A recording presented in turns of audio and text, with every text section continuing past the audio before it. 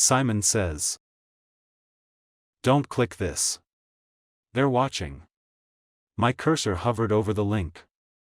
I read those words again and contemplated the consequences for a mere 5 seconds before I smirked and then shrugged. Simon doesn't tell me what to do, and whoever the heck is watching isn't going to find me anyways. I wasn't any stranger to the dark web, and I was highly protected. Equipped with the Tor browser, an encrypted hard drive and a proxy that covered my tracks better than almost any other VPN, I felt like everything was sealed pretty airtight. I knew the link was probably just some silly clickbait, but it worked. I was instantly intrigued. Click. The first thing that popped up on my screen was strange to say the least. A kaleidoscope of colors danced and weaved and exploded across the screen in a medley of patterns and shapes. I was completely mesmerized. A small rivulet of blood began to seep from my nose, before my attention quickly shifted to the pool of crimson that was starting to sink into my sweatpants. I cursed under my breath, bolting to the bathroom, and swiped as much of it as I could from my sweats. Luckily, these were old. Once the last of the blood was rinsed from my face, I settled back into my computer chair and crossed my arms. Relief settled over me when I noticed that the dizzying colors had subsided. I don't know what the heck that was all about, but surely it was just a coincidence. The screen in front of me now was pitch black except for a white, blinking cursor. I curiously watched as words started to appear. Simon said not to click the link. They're watching you now. With a roll of my eyes, I moved my fingers over to the keyboard and began to type. Yeah. Well, tell Simon he can kiss my d.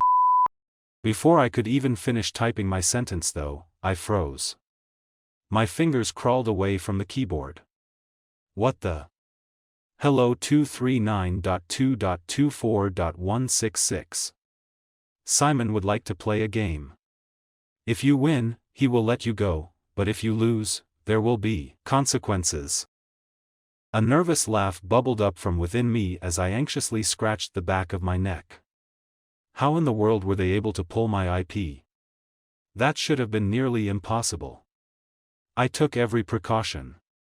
My fingers inched towards the plug at the back of my computer. Whatever this was, it wasn't funny anymore. I didn't want to play any kind of game.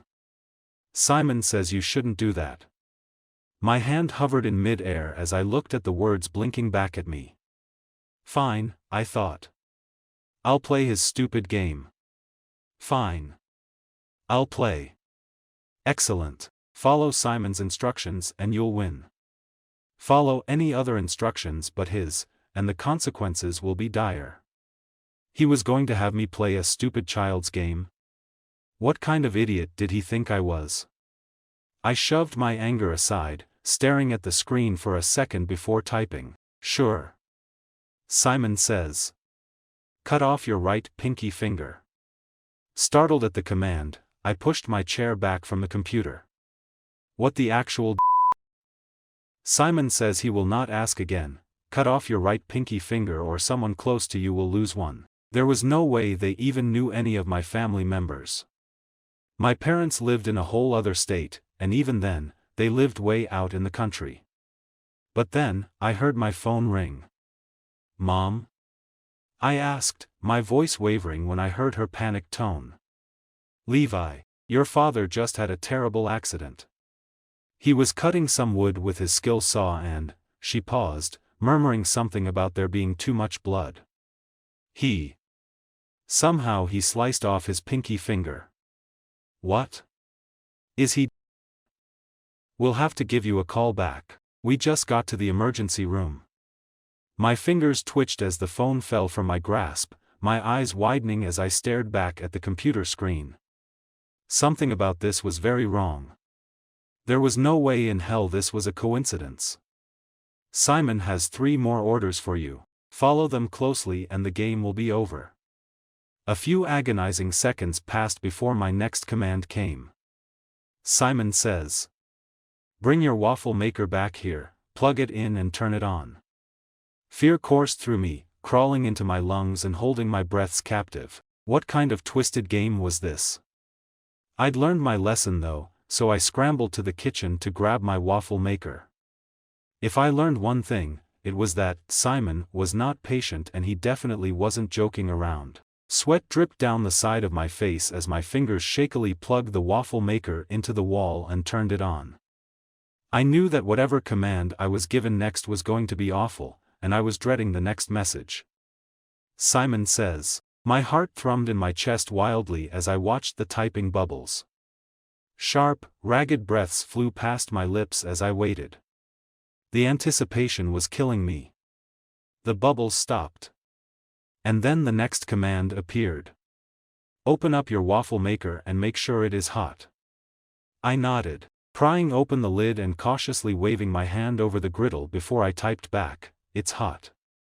I waited for my last command, hoping that it wasn't going to ask me to do what I thought it was. Put your hand on the waffle maker and close the lid. With a shaky hand, I hesitated before thinking about my dad. If I waited too long, maybe something would happen to my mom or my little sister. It felt like I was trapped. Either way, someone was going to get hurt. It was my fault for clicking on that link though. I deserved to suffer the consequences. I couldn't forgive myself if something happened to my mom or my little sister next. I eased my hand onto the griddle, and a pain like I've never experienced exploded throughout my body. But I still had to close the lid. With all the strength that I had left, I closed the lid, my prior agony radiating into a torturous throbbing sensation, multiplying tenfold by the second. Strangled screams left my mouth before I yanked my hand free from the griddle and cradled it against my chest. Tears streamed down my cheeks, and vomit threatened to spill from my mouth the second I looked down at the tattered flesh. Some of it had blistered and melted away, oozing and bleeding and festering. The smell of cooked meat wafted up towards my nose and sent me spiraling as I retched up everything in my stomach. More tears sprung from my eyes as agonized sobs overcame me. Every time I even glanced at my hand, the pain became so unbearable that I felt lightheaded. And the last time I looked at it, a thick, red ooze dripped from the flesh clinging to the back of my hand like a thick strawberry jam. Before I knew it, I passed out cold. When I finally came to, I awoke in a pile of vomit. It was crusted to my shirt and some of it still clung to the sides of my mouth. I didn't know how much time had passed, but the realization of what I'd done came toppling back into view the second I looked back down at my hand. And then it dawned on me. I'd screwed up. I'd been so wrapped up in doing the right thing, that I'd forgotten the most important part about the commands. Specifically, the last one. Blinking up at me on my computer screen were 3 tauntingly large words, "Simon never said."